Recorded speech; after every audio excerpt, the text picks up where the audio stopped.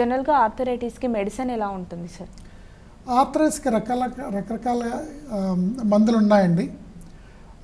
సింపుల్గా చెప్పాలంటే చిన్న చిన్న నొప్పులకి ఎన్సెట్స్ అంటాం, అంటే యాంటీ ఇన్ఫ్లమేటరీ డ్రగ్స్. ఉదాహరణకి అందరికీ తెలిసిందే నిమిసలైడ్ అని, లేకుంటే ఓవరాన్ అని, బ్రూఫెన్ అని, ఇవన్నీ యాంటీ ఇన్ఫ్లమేటరీ పెయిన్ కిల్లర్స్.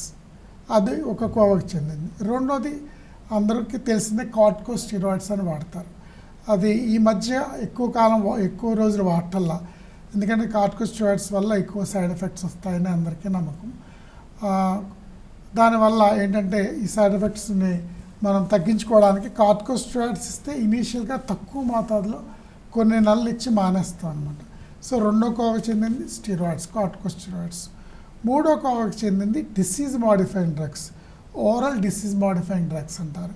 ఉదాహరణకి మిథోట్రెక్సేట్, లెఫ్లినమైడ్, సల్ఫాసలజైన్, హైడ్రాక్సిక్లోరోక్విన్ అనే కామన్గా యూజ్ చేసే ఓరల్ డిసీజ్ మాడిఫైయింగ్ డ్రగ్స్. కొత్తగా వచ్చిన ఓరల్ డ్రగ్స్ ఏంటంటే దీన్నే షార్ట్ ఫామ్లో నిప్స్ అంటాం, టోఫాసిట్నిబ్, బారాసిట్నిబ్ అని. ఇది లేటెస్ట్గా ఈ రుమటాలజీలో వాడుతున్నాం మనం. ఉదాహరణకి రుమటాయిడ్ ఆర్థరైటిస్ లాంటి, సోరియాటిక్ ఆర్థరైటిస్ లాంటి జబ్బులకు వాడతాం.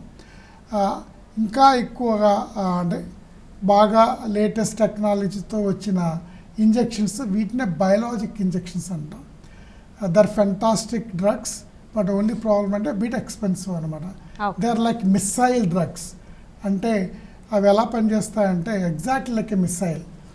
ఈ రుమటాలజీ పేషెంట్స్కి కొన్ని రకాల ప్రోటీన్స్, మనలో వాతాన్ని పెంచే ప్రోటీన్స్, ఉదాహరణకి టిఎన్ఎఫ్ అనే ప్రోటీన్ అధిక మోతాదులో మన రక్తంలో ఉంటుందన్నమాట. సో యాంటీ టిఎన్ఎఫ్ డ్రగ్స్ అని ఉంటాయి. ఉదాహరణకి ఎట్నార్సెప్ట్ అని, ఇన్ఫ్లెక్స్మ్యాబ్ అని, అడిలిమ్యాబ్, గొల్లిమ్యాబ్. ఇవి ఏం చేస్తాయంటే ఈ డ్రగ్ ఇవ్వగానే వెళ్ళి ఆ సైటోకైన్ అంటే ఈ టిఎన్ఎఫ్ అనే ప్రోటీన్ని కరెక్ట్గా టార్గెట్ చేస్తాయి మిసైల్ లాగా. దాంతో వీటి వల్ల సైడ్ ఎఫెక్ట్స్ ఏముండవు, పెద్దగా ఉండవండి. అంటే ఇచ్చే ముందు వీళ్ళకి ఏమన్నా ఇన్ఫెక్షన్స్ లైక్ ట్యూబర్క్లోసిస్ అలా ఉన్నాయేమో చూసి అన్నీ క్లియర్ చేసుకున్న తర్వాత ఇస్తాం. They are relatively safe. They have been in the market for nearly 25 years, the anti TNF అనేది.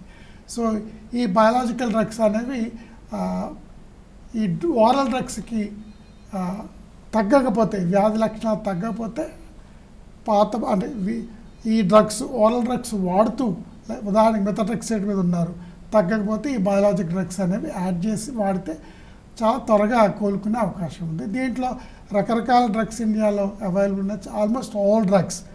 ఉదాహరణకి యాంటీ టిఎన్ఎఫ్ ఇంతకుముందు చెప్పా, ఎట్నాసెప్ట్ అని, ఇన్ఫ్లెక్స్మ్యాబ్, గొల్లిమ్యాబ్, ఎడిలిమ్యాబ్ అని, అలాగే యాంటీ IL-6 టోసిజమ్యాబ్ అని, అలాగే యాంటీ IL-23 అని, గుసెల్కిమ్యాబ్ అని, యాంటీ బీసెల్ థెరపీ రిటెక్స్మ్యాబ్ అని, ఇవన్నీ కూడా ఇండియాలో అవైలబుల్ అవుతున్నాయి. ఈ రోజుల్లో అమెరికాలో ఏమేమి మందులు ఉన్నాయి అవన్నీ కూడా ఇండియాలో అవైలబుల్ ఉన్నాయి.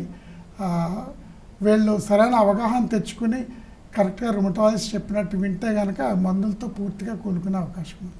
ఓకే.